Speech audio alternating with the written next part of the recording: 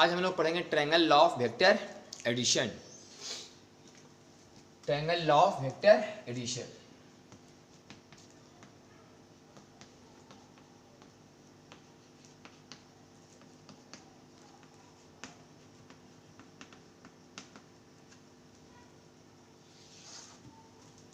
Triangle law of vector addition, सदिश योग का त्रिभुज नियम। चलिए देखते हैं सदिश योग का त्रिभुज नियम क्या कहता है। Triangle law of vector addition कहता है यदि किसी दो वेक्टर को किसी ट्रायंगल का दो लगातार साइड मान लिया जाए, माने किसी ट्रायंगल के दो लगातार साइड हैं, कि किसी ट्रायंगल के दो लगातार साइड हैं, इन्हें दो वेक्टर मान लीजिए। लेकिन जब इन्हें वेक्टर मानेंगे तो इनका ऑर्डर एक ही होना चाहिए। ऑर्डर एक ही होने का मतलब जब आप इधर से चल रहे हो तो इधर से ही चलिए, या फिर उधर से आ रहे हैं तो इधर से इसमें तीर का निशान इधर दीजिए, तो इसमें तीर का निशान इधर दीजिए। इसको बोलते हैं एक ही ऑर्डर में, एक ही क्रम में, कि जब किसी दो वेक्टर को किसी ट्रायंगल का दो लगातार साइड के द्वारा दर्शाया जाए, उसको रिप्रेजेंट किया जाए, लेकिन उनका ऑर्डर एक ही होना चाहिए, तब इन दोनों वेक्टर का जो रिजल्ट आएगा, मतलब जो सम आएगा, इस त्रिभुज को बंद करने वाला साइड होगा, क्लोजिंग साइड होगा, लेकिन इसका ऑर्डर इसके ऑर्डर से अपोजिट होगा। मतलब इसमें चले तो आप इधर से ना ऐसे, फिर ऐसे, तो फिर ऐसे नहीं आना है, एक ही तरफ से नहीं कि ऐसे ऐसे और फिर ऐसे, ऐसे नहीं। इसमें चले आप इधर से तो इसमें चलिए आप इधर से। इसे बोलते हैं सदिश योग का त्रिभुज नियम, triangle law of vector addition. कहता है कि two vector is represented by two consecutive side of a triangle taken in same order. यदि किसी दो वेक्टर को किसी ट्रायंगल के दो लगातार साइड के द्वारा रिप्रेजेंट किया जाए, लेकिन उनका ऑर्डर अगर एक ही हो, then resultant vector is represented by closing side of triangle taken in opposite order. तो इसका जो रिजल्ट वेक्टर आएगा इस ट्रायंगल को बंद करने वाला साइड होगा, लेकिन ऑर्डर इसके अपोजिट होगा।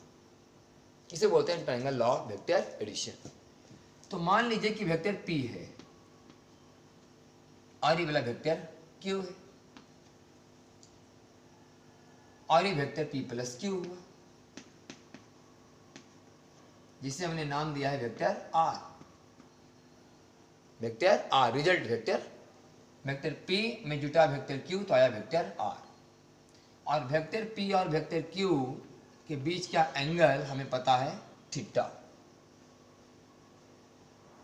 तो वेक्टर P का मैग्नीट्यूड कितना लिखा जाएगा, बोले मॉड P। वेक्टर Q का मैग्नीट्यूड बोले मॉड Q।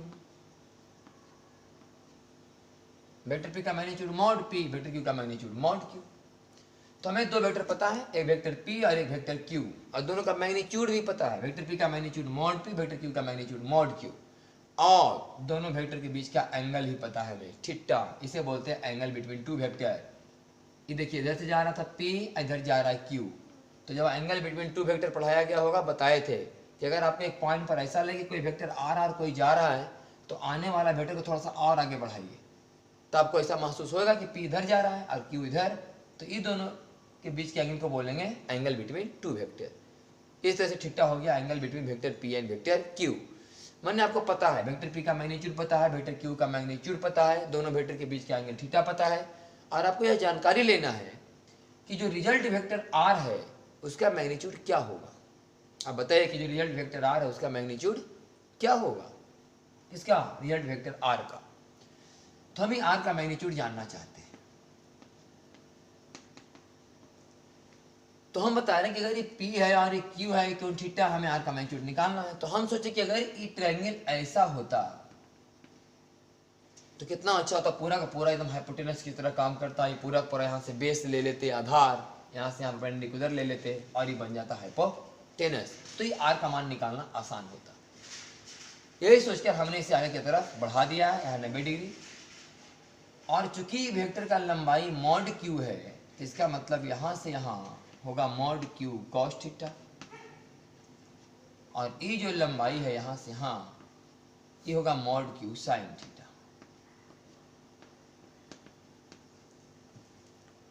तो अब तो निकल जाएगा ना वेक्टर आर का मैग्नीट्यूड। वेक्टर आर के मैग्नीट्यूड को ऐसे भी लिख सकते हैं आर भी।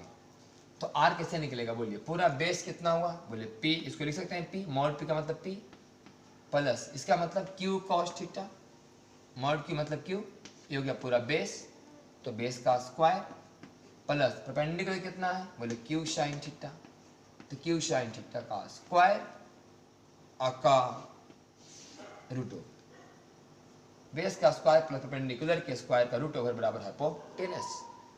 तो r बराबर आ गया ये P square plus Q square cos square theta plus 2p Q cos theta plus Q square sine square theta का रूट ओवर।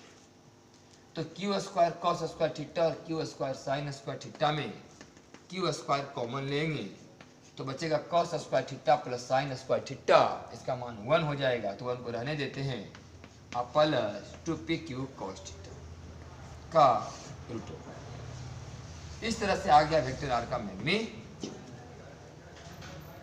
तो क्या से क्या अगर आपके पास दो वेक्टर पता हो p और q, जिसका मैग्नीट्यूड पता हो और उसके बीच का अगर एंगल ही पता हो, तब दोनों वेक्टर को जोड़ने से जो रिजल्ट वेक्टर आता है उसका मैग्नीट्यूड निकालने का फॉर्मूला जान गए, P square plus Q square plus 2p Q cos theta का रूट ओवर। लेकिन ये मैग्नीट्यूड निकालने से बात बनेगा नहीं, क्योंकि किसी वेक्टर के बारे में मैग्नीट्यूड बता देना कोई बड़ी बात नहीं है, उसका डायरेक्शन भी तो बताना पड़ेगा। तो अब रहा बात कि वेक्टर आर का हमें क्या चाहिए, डायरेक्शन। अब देखिए किसी वेक्टर का डायरेक्शन हम लोग कैसे लिखते हैं। अब कोई वेक्टर मान लिया जाए कि इस एंगल पर जा रहा है, तो बताना पड़ता है ना कि अगर ये एंगल 30 डिग्री है तब ना बोल सकते हैं कि वेक्टर जो है 30 डिग्री नॉर्थ ऑफ ईस्ट की तरफ जा रहा है, 30 डिग्री नॉर्थ ऑफ ईस्ट की तरफ जा रहा है।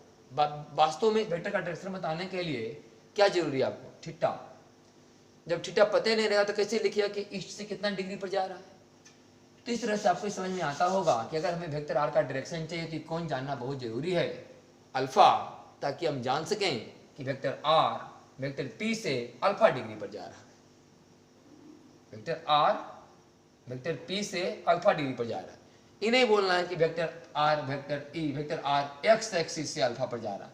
वास्तव में देखने में यहाँ लग रहा है कि एक्स एक्सिस से अल्फा पर जा रहा है, लेकिन ये ठीक बात नहीं है। कैसे, क्योंकि हम अगर ऐसे भी तो खींच सकते थे कि ऐसे पी खींचते, ऐसे क्यू खींचते और तब ऐसे आर होता, आई कोण थीटा होता और ई कोण अल्फा होता।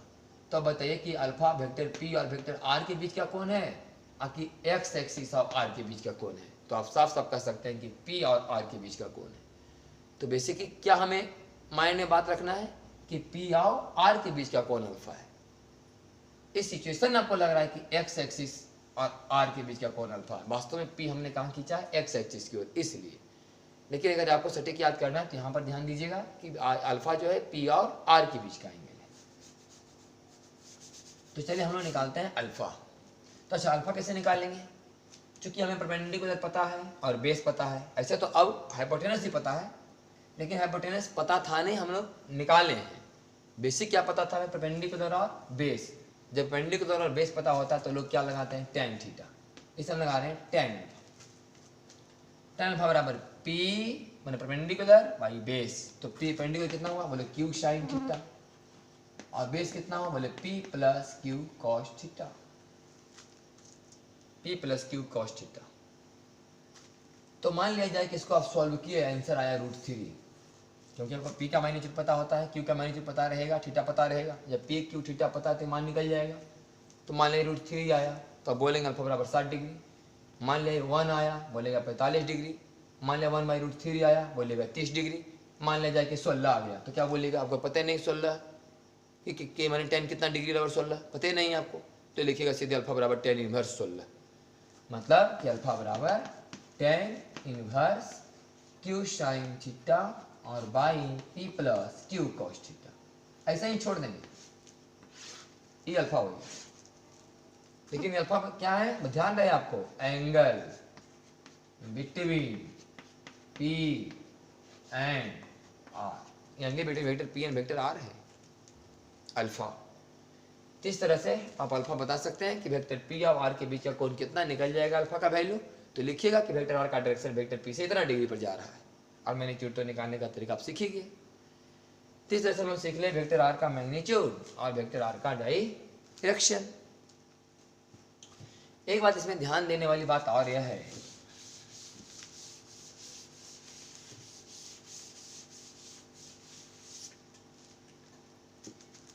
कि चलिए वेक्टर P है और ये वेक्टर Q है, इसके बीच का एंगल बोले थीटा है। P और Q के बीच का एंगल कितना है? थीटा। आप सोचिए कि वेक्टर P का मैग्नीट्यूड 4 है, वेक्टर Q का मैग्नीट्यूड 3 है और वेक्टर P में आप Q को जब जोड़ रहे थे तो थीटा का मान 0 डिग्री पर जोड़ रहे थे। थीटा बराबर 0 डिग्री, मैंने Q ऐसे नहीं, Q एकदम सामने आ जाएगा। जब Q सामने है तो थीटा का मान कितना होगा? बोले 0 डिग्री। तो बताइए कि वेक्टर R का मान कितना आया? बोले 7 आया। अगर ये Q P में Q अगर थोड़ा सा एंगल बना के जुड़ता, कुछ एंगल बना के जोड़ते तो क्या 7 आता? नहीं, बोले 7 से कुछ कम आता। थोड़ा सा और इधर जोड़ते तो बोले 7 से और कम आता। बोले ऐसे जोड़ते तो बोले 5 आता। 4 और 3 5 आता। ऐसे जोड़ते Q तो और कम आता। ऐसे जोड़ते Q थोड़ा और कम आता आंसर। इधर जोड़ते एकदम Q तो बोले 1 आंसर आता। मैंने कई डिग्री पर? 180 डिग्री पर। 0 डिग्री पर जोड़े तो कितना आया था? 7। 180 पर जोड़े तो कितना आया? 1। क्या देखिए आप, 4 में डायरेक्ट जोड़े 3 ऐसे 0 डिग्री पर, जिधर 4 उधर 3, मैंने जिधर P उधर Q, तो मैक्सिमम कितना आया? बोले 7। लेकिन 4 मैंने वेक्टर P में वेक्टर Q को 180 डिग्री पर जोड़ा गया, 4 इधर गए थे और 3 इधर आए, तो रिजल्ट कितना बचा? बोले 1 ही ना। तो अब क्या समझे इतना से?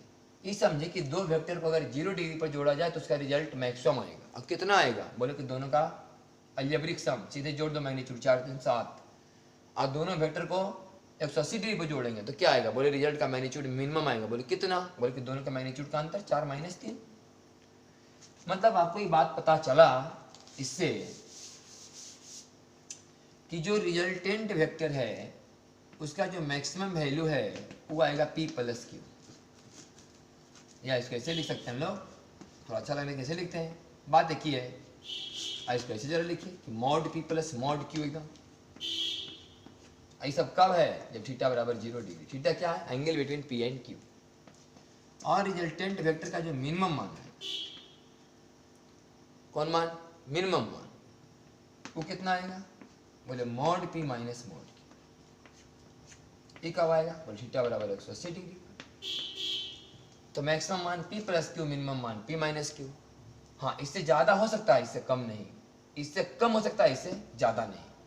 मैंने कि कह सकते हैं कि R का जो मान है ना वो P + Q तक मैक्सिमम जाएगा और मिनिमम बोले P - Q तक आएगा।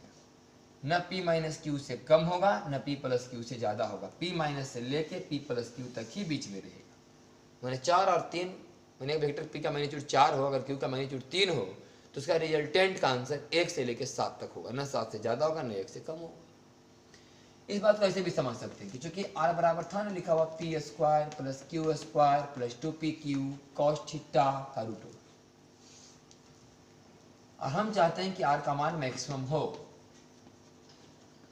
R will be maximum, R का मान मैक्सिमम लाना है। तो R का मान मैक्सिमम लाने का मतलब ऐसा नहीं कि P को बढ़ाना है, Q को बढ़ाना है। P का मान 4, Q का मान 3 को कर दिया, P का मान 14, Q का मान 13, तो कोई अभी कर देगा 24 और 23, कोई कहता 34 और 33, अभी 44 और 43। ऐसे में तो कोई मतलब लिमिटेशन नहीं है, कितना बढ़ा दीजिए P और Q को। ये कोई तरीका नहीं हुआ R का मान बढ़ाने का। P और Q के मैग्नीट्यूड को सेम रखना है, थीटा चेंज करके देखना है कि कितना डिग्री पर जोड़ा जाए तो मैक्सिमम आएगा। तो अब समझिए यहाँ कि P और Q को तो चेंज कर नहीं सकते, तो थीटा चेंज करना है। तो R का मान मैक्सिमम तभी ना आएगा जब cos का मान भी मैक्सिमम होगा, क्योंकि cos का मान मैक्सिमम आएगा तब ना यहाँ मैक्सिमम गुना होगा चीज, तो मैक्सिमम गुना होगा तो मैक्सिमम जुट के आएगा, फिर रूट भी मैक्सिमम आएगा। तो cos का मैक्सिमम मान कितना होता है? बोले +1। बोले कितना पड़ता है? बोले 0 डिग्री। तो cos का मान यहाँ रखिए +1, तो होगा 2PQ माने AP² + Q² + 2PQ माने P + Q का होल स्क्वायर का रूट बराबर P + Q, आ गया P + Q। और R will be minimum, R will be minimum कब? जब cos थीटा = मिनिमम, क्योंकि मिनिमम माना गया तब ना गुना है मिनिमम होगा, जोड़ के मिनिमम आएगा तो रूट भी मिनिमम आएगा। और मिनिमम मान कितना था cos थीटा का? बोले -1। ये कितना पड़ता है? बोले 180 डिग्री पर। और जब यहाँ रखिएगा -1 तो -2PQ, तो P square plus Q square minus 2 P Q का रूट मैंने पी माइनस क्यू के होल स्क्वायर का रूट बराबर पी माइनस क्यू। चीज़ें सब समझ गए कि मतलब रिजल्टेंट कैसे निकलता, उसका मैग्नीट्यूड, उसका डायरेक्शन कैसे निकलता, और ये मैग्नीट्यूड का मान मैक्सिमम कहाँ तक जाएगा और मिनिमम कहाँ तक जाएगा। ये था पर triangle law of vector addition.